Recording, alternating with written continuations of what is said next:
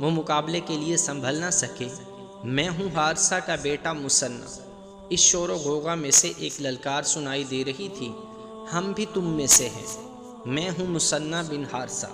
یہ مثنیٰ کا سوار دستہ تھا جسے اس نے خالد رضی اللہ عنہ کو بتا کر لشکر سے الگ کر رکھا تھا۔ وہ چھاپا مار جنگ لڑنے کا ماہر تھا اور اس جنگ میں لڑائی کا یہ طریقہ بے حد ضروری تھا۔ وجہ یہ تھی کہ یہ میدان جنگ بامشکل 2 میل وسیع تھا، اس کے دائیں اور بائیں دریا تھے۔ خالد رضی اللہ عنہ نے پہلے ہی کہہ دیا تھا اس میدان میں وہ اپنی مخصوص جنگی چالیں نہیں چل سکیں گے۔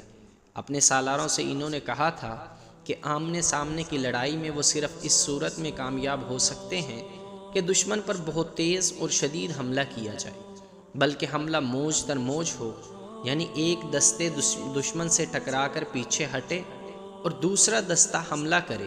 خالد رضی اللہ عنہ نے